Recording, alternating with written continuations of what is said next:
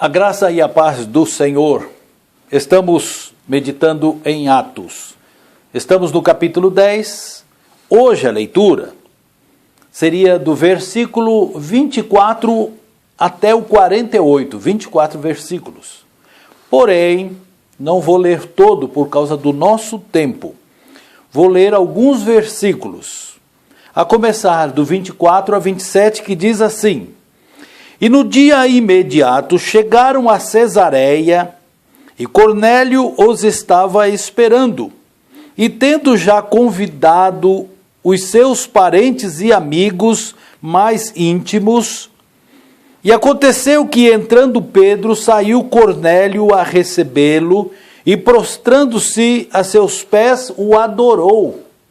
Mas Pedro o levantou, dizendo: Levanta-te, que eu também sou homem.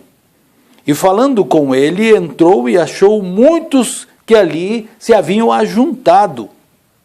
E disse-lhes: Vós bem sabeis que não é lícito a um varão judeu ajuntar-se ou chegar-se a estrangeiros, mas Deus mostrou-me que a nenhum homem chame comum ou imundo. Verso 34. E abrindo Pedro a boca, disse: Reconheço por verdade que Deus não faz acepção de pessoas. Verso 44. E dizendo Pedro ainda estas palavras, caiu o Espírito Santo sobre todos os que ouviam a palavra. E o verso 47. Respondeu então Pedro: Pode alguém porventura recusar a água para que não sejam batizados estes, que também receberam como nós o Espírito Santo? Deus abençoe a sua palavra. O título desta mensagem é Instrumentos nas mãos de Deus. Nada mais do que instrumentos. Na semana passada nós vimos que Deus abriu a visão de Pedro para que ele fosse à casa de um gentil. Desceu aquele lençol do céu cheio de animais puros e imundos, e Deus mandou que Pedro os matasse e comesse. Pedro disse que não, de maneira nenhuma, mostrando a intimidade que ele tinha com Deus. E Deus então, ou aliás uma voz dizia que aquilo que Deus purificou, que Pedro não tornasse imundo. E Pedro não havia entendido bem essa situação quando bateram palmas na porta da casa de Simão, o curtidor, na qual ele estava hospedado. E quando ele, naquele momento, sai daquela visão para ver o que acontecia, as pessoas que chegavam, então o Espírito Santo falou com ele: receba esses homens, porque eles vieram te buscar para ir à casa de Cornélio. Então Pedro entendeu claramente. Eles não podiam receber gentios dentro de casa, nem ir à casa de gentios, de estrangeiros. Agora ele ia fazer isso. Tanto é que ele desceu, recebeu aquelas pessoas, comeram com eles e dormiram lá. E no nosso versículo 24 nós lemos: E no dia imediato chegaram a Cesareia. Saíram de Jope, que fica na costa marítima de Israel, e foram para a Galileia, na cidade de Cesareia. E aqui nós vemos a grande mudança que Deus quer fazer na mente dos seus servos. Não fazer acepção de pessoas para a pregação do Evangelho. Deus quer salvar a todos os homens. É necessário que nós tenhamos esta visão. Deus quer que nós tenhamos esta visão. Precisamos ser só instrumento na mão de Deus. Deus quer nos usar como instrumento nas suas mãos. E eu separei 3 qualidades para pensarmos a respeito de instrumentos. Ou instrumentos, ou utensílios domésticos, ou ferramentas, qualquer que seja o que nós vamos usar, vai servir para entendermos o objetivo desta mensagem, de sermos apenas um instrumento nas mãos de Deus. Eu quero pensar numa faca que tem lá na pia, que você usa para cortar carne. Aí você pega aquela faca com a sua mão e ela precisa ter corte bom, para você fazer os cortes certos e até não correr o risco de se machucar. Mas pense numa faca que trabalha sozinha, que ela não quer que você a use, ela trabalha por si, ela sabe o que tem que ser feito e ela vai fazer. E você vê a faca sozinha cortando e você até se assusta, nem chega perto por causa do risco que existe aquela faca andando sozinha ali pela pia na sua cozinha. É claro que não dá certo. Na construção civil acontece muito das pessoas estarem trocando uma broca numa furadeira e com ela ligada na tomada e ela funciona e acaba causando acidente. Ou na hora de colocar uma cortadeira elétrica no chão, uma serra, e ela sem desligar e ela sai andando, corre o risco. Muitas coisas quando uma ferramenta está fora do controle da mão do operador. Assim também nós, nas mãos de Deus. Nós somos instrumentos. Nós temos que ter essa consciência. Quem faz a obra é o Senhor. A obra é dele. Nós somos instrumentos. Nós temos que ter a humildade de aceitarmos que nós somos apenas instrumentos nas mãos de Deus, o hábil construtor. E Pedro se coloca dessa maneira na mão de Deus, para ser apenas um instrumento nas suas mãos. Quando ele chega ali à casa de Cornélio, Cornélio vai recebê-lo lá no portão. Talvez porque pensasse, Pedro não vai entrar aqui, porque os judeus não entram na casa dos gentios ou estrangeiros. E ele se ajoelha na frente de Pedro e adora Pedro. E Pedro levanta e fala, não faça isso. Eu sou um homem como você. Eu sou apenas um instrumento. Quantos naquela hora aceitariam a exaltação? Quantos existem por aí que usam a palavra de Deus para se promoverem? Cuidado, pregadores, cuidado, cantores, para não serem endeusados, não aceitem que o nome do Senhor seja colocado em segundo lugar e o seu em primeiro. Nós somos apenas instrumentos na mão de Deus, mas por sermos apenas um instrumento na mão de Deus, não quer dizer que nós não tenhamos a nossa parte a fazer. Porque um instrumento precisa ser confiável. Imagine aquela faca na pia, que não tem corte. E a dona de casa, ao usar aquela faca, ela corta várias vezes, faz força e não consegue fazer um corte como faz o açougueiro, porque a sua faca não tem fio. Imagine uma chave de boca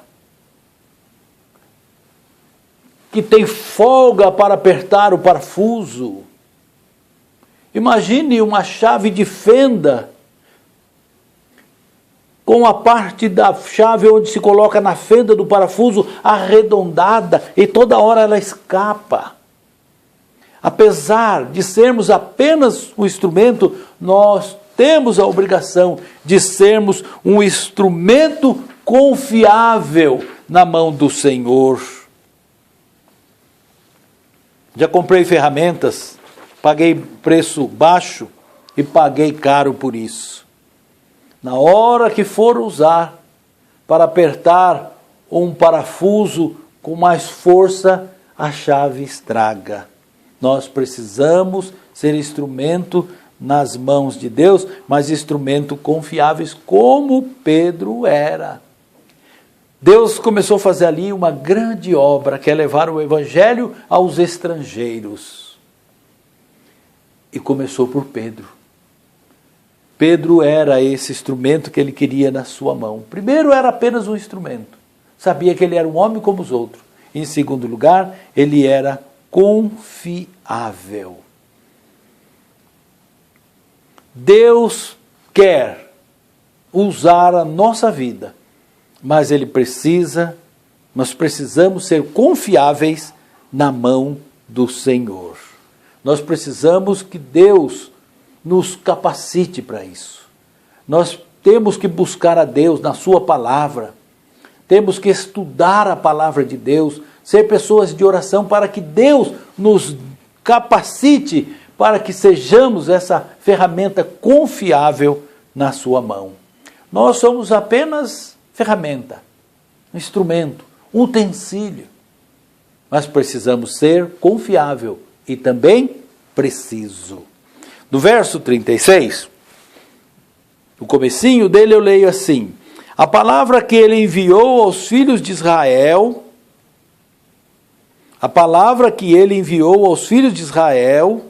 anunciando a paz por Jesus Cristo. Essa é a palavra. Nós precisamos ser precisos no quê? Na palavra.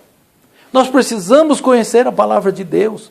Quantas pessoas não pregam o evangelho porque dizem, mas eu não sei. Mas você precisa saber.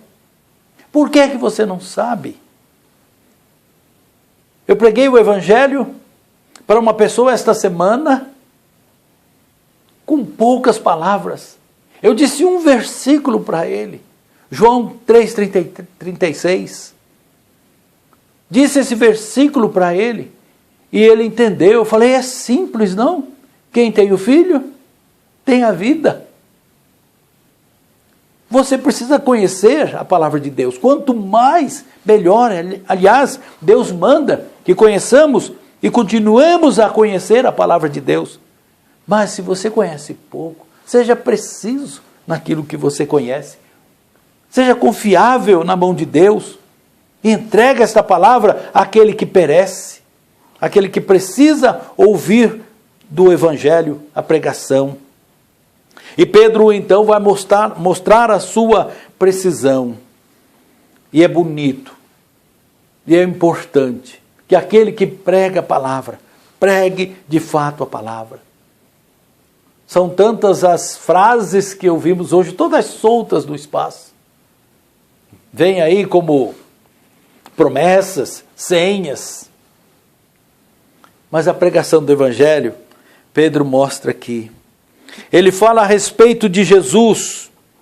Do verso 38 ele diz, como Deus ungiu a Jesus de Nazaré com o Espírito Santo e com virtude. Lá no batismo de João Batista, no Rio Jordão. O qual andou fazendo o bem e curando a todos os oprimidos do diabo, porque Deus era com ele. Precisa estudar os evangelhos. Pedro participou de todo esse trabalho e nós podemos conhecer através do estudo. Saber o que Jesus fez, quem foi Jesus, para poder pregar. Verso 39, e nós somos testemunhas de todas as coisas que fez, tanto na terra da Judéia, como em Jerusalém, ao qual mataram, pendurando-o no madeiro. Nós vimos, mataram Jesus. O seu corpo foi tirado da cruz, morto. Jesus morreu. Somos testemunhas disto, Pedro disse. A obra de Jesus na terra, curando, fazendo bem, foi maravilhosa. Deve ser imitada por nós. Pedida a Deus que nos use. Mas ele morreu por nossos pecados. Nós não tínhamos condições nenhuma de nos apresentar a Deus pedindo perdão para os nossos pecados sem o sangue de Jesus. E Jesus entregou a sua vida por nós, morreu por nossos pecados.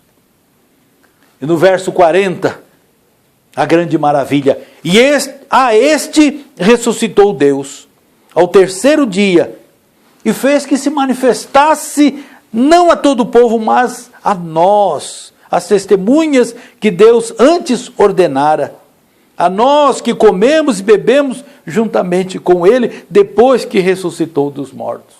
Ressuscitou. Ele morreu, mas está vivo. Ele morreu pelos nossos pecados, mas venceu a morte para nos dar a vida eterna. E nos mandou pregar ao povo e testificar que ele é o que por Deus foi constituído juiz dos vivos e dos mortos. Que pregação maravilhosa! De quem é confiável, de quem é preciso, de quem é um instrumento na mão de Deus. A este Jesus dão testemunho todos os profetas, de que todos os que nele creem receberão o perdão dos pecados pelo seu nome. Que maravilha! Nós podemos, meus irmãos, ir para a conclusão desta pregação. No verso 44 até o 47, vemos o resultado deste homem que se colocou como instrumento nas mãos de Deus. E dizendo Pedro, ainda estas palavras, Pedro não concluiu a pregação. Dizendo Pedro estas palavras, ele foi obrigado a parar, porque Deus se manifestou naquele instante. Caiu o Espírito Santo sobre todos os que ouviam a palavra. Caiu o Espírito Santo porque eles não tinham. Naquele momento, quando ele prega sobre Jesus, a obra de Jesus na terra, fazendo o bem, curando, a morte de Jesus, a ressurreição de Jesus e a ordem de Jesus de pregar o Evangelho, foi suficiente para que aquelas pessoas se convertessem a Jesus. Eu não quero outra coisa, eu quero Jesus no meu coração. E naquele momento, eles foram salvos e foram selados com o Espírito Santo que desceu sobre eles. Eles não tinham, receberam naquele instante. E os fiéis que eram da circuncisão, as pessoas que acompanharam Pedro, judeus convertidos, que tinham sido circuncidados, que achavam que todo mundo que se convertesse ao cristianismo antes tinham que ser circuncidado, todos quantos tinham vindo com Pedro, maravilharam-se que o dom do Espírito Santo se derramasse também sobre os gentios, porque os ouvia falar em línguas e magnificar a Deus, porque eram estrangeiros, como nós já vimos anteriormente. Respondeu então Pedro, pode alguém porventura recusar água para que não sejam batizados estes que também receberam como nós o Espírito Santo? E mandou que fossem batizados em nome do Senhor Jesus. Primeiro a conversão, depois o batismo. Nunca o batismo sem conversão. Batismo não salva, quem salva é Jesus. Uma vez salvos, pode recusar o batismo? Não. E foram batizados. E rogaram que Pedro ficasse com eles por alguns dias, para ensinar sobre o Evangelho. Irmãos, o que é que nós precisamos ser? Apenas instrumentos. Não queira ser mais do que isso. Não queira exaltação. Lembre-se que você é um instrumento de Deus. Você é um instrumento, mas precisa ser um instrumento confiável. Que Deus entrega para você a sua tarefa e você faz. E você precisa saber fazer, ser hábil, para que Deus use você. Assim como o operador usa aquela ferramenta com confiança para fazer a obra, assim Deus quer nos usar também. Pedimos que Deus ampliasse a nossa visão. Ele ampliou. Agora sabemos que temos que pregar o Evangelho a todas as pessoas. Agora vamos pedir para que Deus nos faça ferramentas hábeis nas suas mãos. Amém? Deus abençoe a todos e use na nossa vida.